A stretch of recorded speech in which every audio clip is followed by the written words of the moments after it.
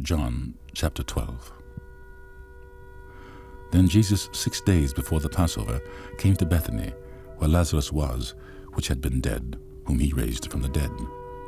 There they made him a supper, and Martha served, but Lazarus was one of them that sat at the table with him. Then took Mary a pound of ointment of spikenard, very costly, and anointed the feet of Jesus, and wiped his feet with her hair. And the house was filled with the odor of the ointment. Then saith one of his disciples, Judas Iscariot, Simon's son, which should betray him, Why was not this ointment sold for 300 pence and given to the poor? This he said, not that he cared for the poor, but because he was a thief, and had the bag, and bare what was put therein. Then said Jesus, Let her alone. Against the day of my burying hath she kept this. For the poor always ye have with you, but me ye have not always. Much people of the Jews, therefore, knew that he was there, and they came not for Jesus' sake only, but that they might see Lazarus also, whom he had raised from the dead. But the chief priests consulted that they might put Lazarus also to death, because that by the reason of him many of the Jews went away and believed on Jesus.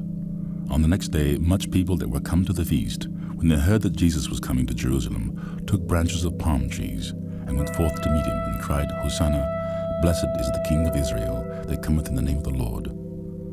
And Jesus, when he had found a young ass, sat thereon, as it is written, Fear not, daughter of Zion, behold, thy king cometh, sitting on an ass's colt.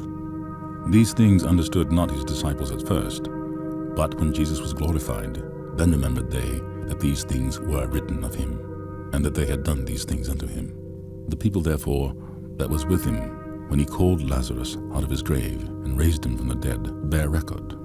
For this cause the people also met him, for that they heard that he had done this miracle. The Pharisees therefore said among themselves, Perceive ye how ye prevail nothing? Behold, the world is gone after him. And there were certain Greeks among them that came up to worship at the feast. The same came therefore to Philip, which was of Bethsaida of Galilee, and desired him, saying, Sir, we would see Jesus. Philip cometh and telleth Andrew, and again Andrew and Philip tell Jesus.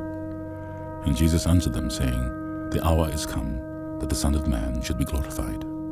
Verily, verily, I say unto you, except a corn of wheat fall into the ground and die, it abideth alone. But if it die, it bringeth forth much fruit. He that loveth his life shall lose it, and he that hateth his life in this world shall keep it unto life eternal. If any man serve me, let him follow me, and where I am, there shall also my servant be. If any man serve me, him will my Father honor. Now is my soul troubled, and what shall I say? Father, save me from this hour, but for this cause came I unto this hour. Father, glorify thy name. Then came there a voice from heaven, saying, I have both glorified it, and will glorify it again. The people therefore that stood by and heard it said that it thundered. Others said, An angel spake to him. Jesus answered and said, This voice came not because of me, but for your sakes. Now is the judgment of this world. Now shall the prince of this world be cast out. And I, if I be lifted up from the earth, will draw all men unto me. This he said, signifying what death he should die. The people answered him, We have heard out of the law that Christ abideth forever. And how sayest thou, the Son of Man must be lifted up? Who is this Son of Man? Then Jesus said unto them, Yet a little while is the light with you. Walk while ye have the light, lest darkness come upon you.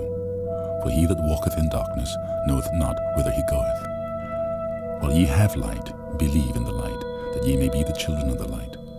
These things spake Jesus, and departed, and did hide himself from them.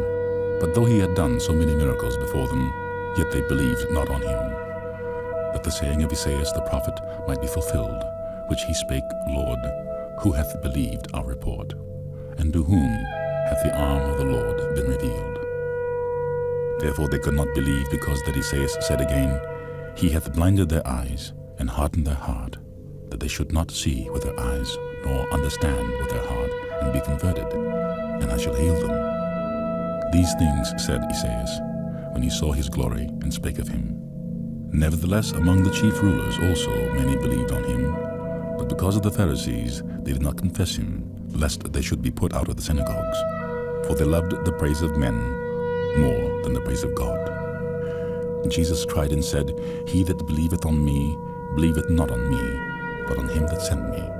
And he that seeth me, seeth him that sent me. I am come, a light into the world, that whosoever believeth on me should not abide in darkness. And if any man hear my words and believe not, I judge him not. For I am come not to judge the world, but to save the world. He that rejecteth me, and receiveth not my words, hath one that judgeth him. The word that I have spoken, the same shall judge him in the last day. For I have not spoken of myself, but the Father which sent me. He gave me a commandment what I should say, and what I should speak.